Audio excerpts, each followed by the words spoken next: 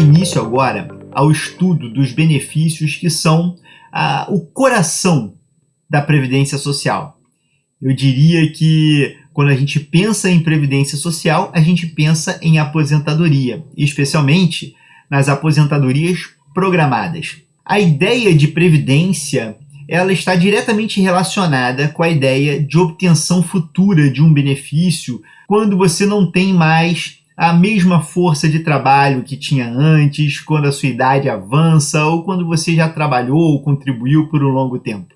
Então, se estabelece ali uma estratégia de longo prazo para que você possa obter uma prestação social correspondente à cobertura por esse risco. Os benefícios programados, eles têm uma estrutura bem diferente dos benefícios de risco. Quando você fala dos benefícios de risco, o auxílio por incapacidade temporária, a aposentadoria por incapacidade permanente, a cobertura ocorre em relação ao risco que pode se dar a qualquer momento. Você não programa ficar incapacitado, você não programa ficar inválido, você não programa a morte, e todos esses eventos, eles trazem aqui um conceito de risco muito maior. Quando você muda da ideia de risco para a ideia de uma poupança de longo prazo, você passa a lidar com a previdência com uma outra dinâmica, com uma outra sistemática. E é realmente muito difícil associar ali estratégias e políticas públicas que sejam eficientes para cobrir esses dois tipos de situação. Nós chegamos a mencionar em aula anterior a proposta governamental que acabou gerando o parágrafo 10 do artigo 201 da Constituição, que indica para a gente a possibilidade de uma cobertura privada dos benefícios de risco, o que já traduz um pouco o reconhecimento dessa diferença grande entre os benefícios programados e os benefícios de risco. Quando falamos, portanto, de benefícios programados, a gente está dentro daquela ideia de uma relação com a Previdência de longuíssimo prazo. Talvez nas relações jurídicas, exceto as familiares, né? Tirando os casos das relações familiares, mas entre as relações jurídicas, nós temos a relação previdenciária como uma daquelas de maior longo prazo, a relação do segurado com a Previdência Social. E boa parte disso por conta das aposentadorias programadas. Você tem um longo período de acumulação de direito para depois passar para o período de fruição de direito. Você tem um período de acumulação para depois passar para o período de fruição. Se você considerar a previdência em outros modelos, que não é o caso do brasileiro, pelo menos não na previdência pública, né? Se você pega outros modelos de previdência, esse modelo de acumulação de direito é, na verdade, um modelo de acumulação de recursos, né? De constituição da reserva matemática. Você está ali contribuindo e formando uma reserva da qual será extraído o benefício futuro. É o que acontece com previdência complementar no Brasil. Em alguns modelos de previdência, você até tem isso na previdência pública também, ainda que de modo nocional. O que significa dizer, ainda que aquele recurso não fique parado ali, apenas rendendo, e a administração pública acabe utilizando para outros fins, ele fica contabilizado. Você paga e ele fica contabilizado a seu favor.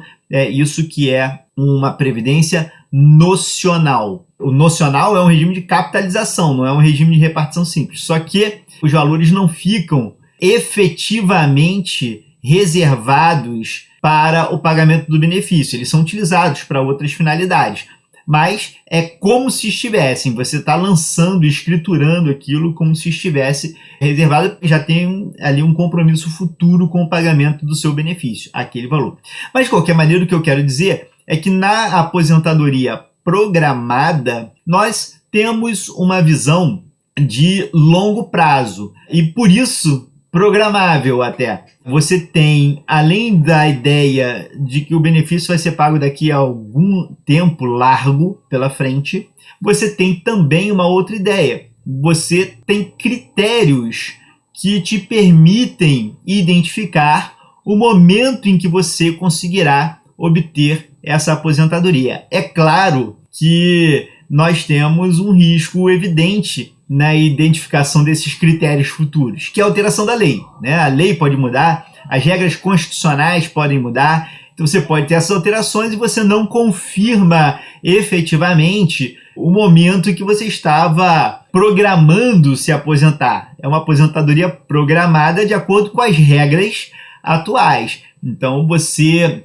está ali, programando o momento em que vai se aposentar. É claro que é uma programação que pode ser ajustada, é uma programação que não traz um compromisso da parte com a realização do requerimento naquele instante, né? Você pode requerer depois, enfim, se houver motivos e possibilidades, às vezes escolhas importantes, você pode fazer antes, se preencher os requisitos de uma outra forma para a aposentadoria. Então, mas de qualquer maneira, você tem ali um norte, você tem ali, olha, eu vou me aposentar lá para 2030 e pouco, eu vou me aposentar lá para 2050 e pouco, e aí você já está programando a sua aposentadoria para aquele momento.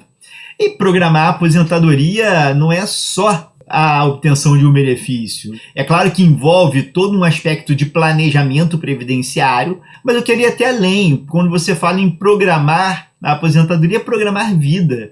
Você pode estar trabalhando ali com alguém que tem uma expectativa de fazer uma mudança radical de vida e está esperando apenas o momento certo para sair da aposentadoria e ter uma renda básica, pelo menos, e se mudar de cidade, iniciar uma nova atividade profissional, enfim, uma série de projetos de vida que também estão associados. E as pessoas programam mesmo, olha, quando eu me aposentar ali em 2033, eu vou entrar na faculdade de artes, né? Imagina só. Então nós temos ali a ideia de uma aposentadoria que está programada para um determinado momento futuro.